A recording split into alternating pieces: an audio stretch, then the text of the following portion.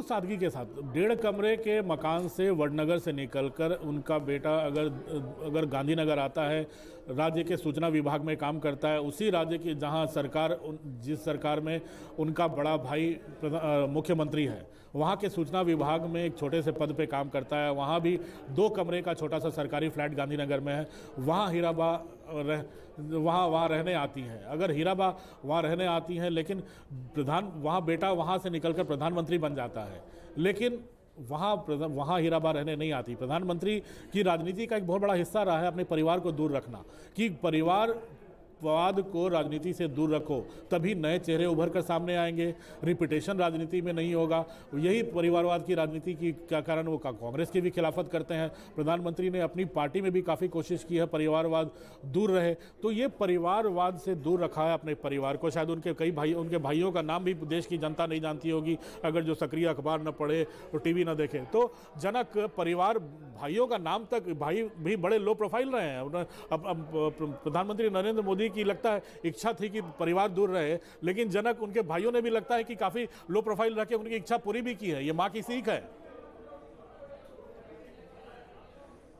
बिल्कुल अमिताभ जी, उस मामले में बात करेंगे, लेकिन अभी का एक डेवलपमेंट ये बता देते हैं कि पीएम यहीं से सीधे राजभवन जाएंगे, चूँकि 11:15 का जो उनका वीडियो कॉन्फ्रेंसिंग का समय है वो तय हुआ है, उसके मुताबिक ही वो प्लान से चलना है। तो यहीं से सीधे वो राजभवन जाएंगे और उसी की तैयारी फिलहाल अभी वहाँ पर की जा रही है। जहाँ तक परिवार के सदस्यों और ख़ासतौर पर भाइयों की बात की जाए तो बेहद लो प्रोफाइल है। मैं यही कह रहा था आपको, इससे पहले हमारी जब बात हुई तो जब नरेंद्र भाई यहाँ पर मुख्यमंत्री थे बतौर, उस समय पर इंफॉर्मेशन डिपार्टमेंट में ही पंकज मोदी काम करते थे, यानी उनका जनसंपर्क का जो काम होता है वही उनके छोटे भाई वहाँ पर देखा कर। लेकिन एक भी तरीके से उन्हें आउट ऑफ टर्न या किसी भी तरह उनको उस तरीके से कोई बेनिफिट मिला हो, ऐसा कभी सामने नहीं आया। यही बात अपने आप को काफ़ी लो प्रोफाइल रखा। चाहे सोमा भाई बड़े हैं, आज भी हमने देखा जब मुखाग्नि दे रहे तो सोमा भाई वहाँ पर थे। तो सोमा भाई एक एनजीओ चलाते हैं वडनगर में, कभी उनको इस तरीके से फ्रंट पर हमने नहीं देखा, काफ़ी लो प्रोफाइल रहे।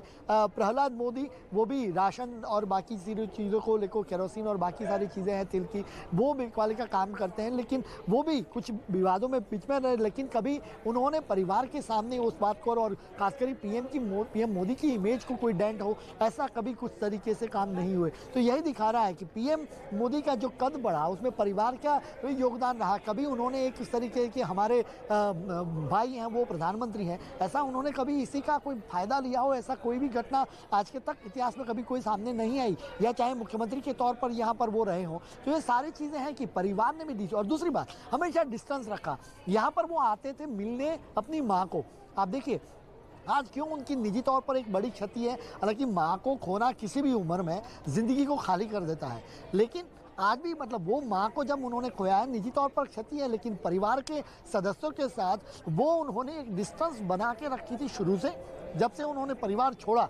क्योंकि जब वो कहते थे कि मैंने परिवार छोड़ दिया और मैं राजनीति में, सक्रिय राजनीति में, चाहे आरएसएस में गए और उसके बाद सक्रिय राजनीति में आए, तो परिवार से कोई ताल्लुकात नहीं रखा, लेकिन माँ के साथ केवल रिश्ता रखा था। और आज इसीलिए कहते हैं कि उनकी निजी तौर पर उनकी एक क्षति है, और पीएम इसलिए आज काफ़ी भावुक भी दिख रहे हैं उनके चेहरे पर भी। और उन्होंने जब मुखाग्नि दी तो ये सारी तस्वीरें माँ के साथ उनके जो पल, वो सारी कुछ याद आते। चूँकि इसी साल अगर देखा जाए तो पिछले 6 महीने में 3 बार उनसे मुलाकात हो पाई थी, और मुझे हर बार का वक्त याद है, चूँकि मैं लगातार 2001 से उनको फॉलो कर रहा हूँ, तो मुझे याद है कि वो एक भी मौका, चाहे वो मुख्यमंत्री के तौर पर यहाँ पर क्यों न रहे, तो कोई भी ऐसा मौका छोड़ना नहीं चाहते। समय अपने व्यस्त कार्यक्रम में भी समय निकाल लेते थे अपनी माँ को मिलने के लिए, और शाम का वक्त हमेशा पसंद करते थे कि माँ के साथ खाना हो जाए और उस बहाने ही सही उनके साथ बातचीत भी हो जाए। तो ये बात हमेशा वो अपने साथ उन्होंने अब तक बरकरार रखी। और आज कह रहा हूँ कि निजी तौर पर उनकी एक बड़ी क्षति है। और परिवार के साथ आपने जब परिवार की बात मुद्दा छेड़ा तो परिवार ने भी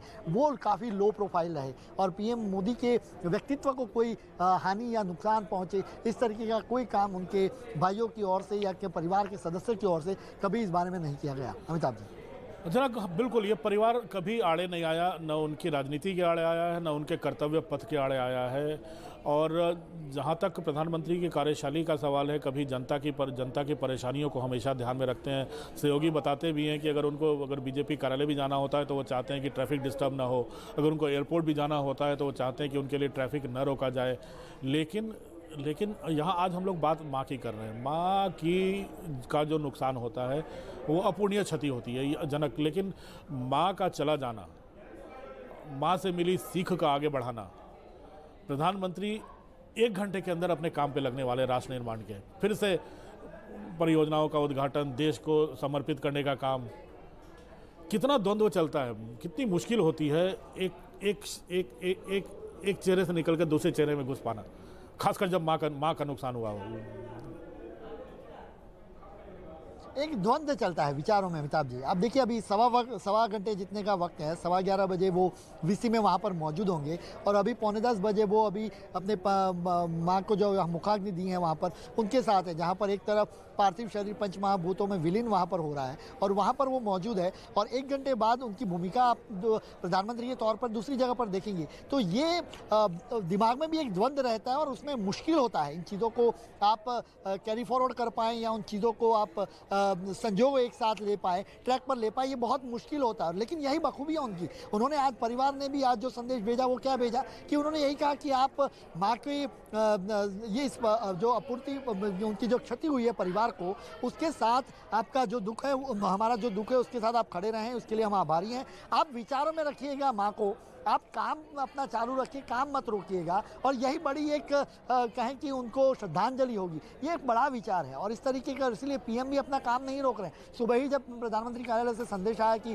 पीएम अपने कार्यक्रम चालू रखने वाले हैं, चाहे वो निजी तौर पे वो जाने वाले थे वो नहीं जा पाएंगे, लेकिन वीडियो कॉन्फ्रेंसिंग से भी वो उनका उद्घाटन करेंगे, यानी काम को चालू रखना है। और यही बात आज सुबह की ट्वीट को भी देख लीजिए, जब पहली बार उन्होंने कहा कि माँ अब नहीं रही, तब भी कहा था कि जो जिंदगी इस तरीके से जिनी जाए जो अच्छा काम लगे और उसी तरीके उसी भूमिका को देखो आप इस काम में यहाँ पर देख रही है कि यहाँ के 1 घंटे बाद यहाँ पर जब पीएम अभी मुखाग्नि देने के 1 घंटे के बाद ही वहाँ पर वीडियो कॉन्फ्रेंसिंग में आपको नजर आएंगे। तभी तो जनक इंडिया गेट से लेकर राष्ट्रपति भवन का रास्ता जो है, हम लोग राजपथ कहा करते थे, हम लोग विजय चौक से वहाँ तक टहल जाया करते थे, वो राजपथ अब कर्तव्य पथ के नाम से जाना जाता है। ये प्रधानमंत्री की ही देन है, प्रधानमंत्री ने ही नाम बदला है कि अब जब ब्रिटिश राज खत्म हो गया तो ब्रिटिश राज के प्रतीक चिन्ह का क्या है, विदेशी मूल्यों को कैसे हटाना है। और यही शिक्षा जो जो जो जो प्रधानमंत्री ने पिछले साल 15 अगस्त को इसी साल कहा था कि औपनिवेशिक यानी औपनिवेशिक मानसिकता से मुक्ति दिलाना उनकी ज़िंदगी का के 5 प्रमुख कर्तव्यों में से एक बच गया है। तो औपनिवेशिक जो जो जो जो पहचाने थी उनको मुश्किल दूर करना, और इसका सीख भी वो कहते हैं कि उनको बचपन में मिला कि कैसे नेचुरल चीज़ों को इस्तेमाल करना है, कैसे घर में बनी चीज़ों को इस्तेमाल करना है, कैसे वोकल फॉर लोकल होना है। वडनगर का कायाकल्प अब हो चुका है, जैसे वो अब वो एक धरोहर, विश्व की धरोहर के रूप में वहाँ के मंदिर अब उभर कर सामने आ रहे हैं। कई देश के कई मंदिरों को यूनेस्को के साइट्स में अब जोड़ा गया है कि विश्व की सांस्कृतिक धरोहरों के रूप में। तो ये प्रधानमंत्री की पहल ही है कि वडनगर से जो सीख मिली है उसको आगे कैसे बढ़ाना है, चाहे वो संस्कृति का मामला हो, चाहे चाहे चाहे चाहे महिलाओं के सशक्तिकरण का मामला हो, चाहे उन लोगों का मामला हो जो कतार में आखिरी व्यक्ति हैं। तो कतार जो लास्ट मैन स्टैंडिंग की, जो लास्ट मैन स्टैंडिंग जो जिसको है वहाँ तक लास्ट माइल डिलीवरी हो जाए, ये प्रधानमंत्री। तो ये तमाम चीज़ें जो ऐसी हैं प्रधानमंत्री के रोज़मर्रा की ज़िंदगी से जुड़ी हुई थी, जो अब खुलकर सामने आ रही हैं जब वो विभिन्न योजनाओं को मुकाम पर पहुँचाने में लगे हैं। प्रधानमंत्री ने जो कर्तव्य पथ चुना है अपने लिए वो ये है कि अगर उद्घाटन वो कर रहे हैं तो देश को समर्पित भी वही करेंगे। ऐसी कई परियोजनाएं हैं जिसकी शुरुआत भी उन्होंने की है, जिसकी आधारशिला भी उन्होंने रखी है, जिसको अंतिम मुकाम पर भी उन्होंने पहुंचाया है। तो ये कर्तव्य पथ एक शालीन और सादगी भरा जीवन, और जो बार बार कहते हैं तू न थकेगा कभी, तू न रुकेगा कभी, जो उन पर काफ़ी उनके ऊपर ये हरिवंश राय बच्चन की कविता उन पर काफ़ी जचती भी है, क्योंकि वो सहयोगी बताते हैं कि उनके सोने का समय भी कम होता है। 2014 में जब लोकसभा चुनाव थे, जब प्रधानमंत्री पद के उम्मीदवार थे, तब उनसे पूछा तो हम लोगों ने यही पूछा था, सबसे पहला सवाल ही हमारा यही था कि आप रात को, लोग बोलते हैं कि आप 12-1-2 बजे सोते हो, सुबह 3-4 बजे उठ जाते हो, तो इतना कम सोकर इतनी शक्ति कहाँ से पाते हो। तो तब उन्होंने अपने बचपन की बात बताई थी। तब उन्होंने बताया था कि कैसे सादगी भरा जीवन, कैसे अल्पाहार, कैसे साबूदाने की खिचड़ी, कैसे वो गुनगुना पानी पीते हैं पूरे नवरात्रों के दौरान। तो पूरे शरीर के भी सिस्टम की सफाई, पूरे शरीर और साथ ही साथ पूरे गांव की सफाई, महिलाओं के सशक्तिकरण, जो गांव के पिछड़े दबे कुचले वंचित समाज है उन तक सरकारी योजनाओं का लाभ पहुंचना। प्रधानमंत्री बार बार यही कहते हैं ना कि सरकारी योजनाओं का लाभ आखिरी व्यक्ति तक नहीं पहुंच रहा है। तो ये तमाम कोशिशें हैं जो प्रधानमंत्री लगातार कर रहे हैं और मुझे लगता है अब राष्ट्र निर्माण, अब माँ की जो सीख है उसको अमली जामा पहनाने का जो काम प्रधानमंत्री कर रहे हैं वो आगे अनवरत जारी रहेगी। जी अमिताभ जी, बिल्कुल सही आप कह रहे हैं। और असली श्रद्धांजलि यही होती है कि कोई आपको अगर कुछ सिखा कर गया है, कुछ बता कर गया है, तो आप अपने कर्मों में उसको दिखाएं, दर्शाएं। नरेंद्र मोदी, देश के प्रधानमंत्री, आज जब वहां खड़े हैं, जब सामने मुखाग्नि दी वहां खड़े हुए हैं, तो सिर्फ आप प्रधानमंत्री मत देखिए, नरेंद्र मोदी देखिए।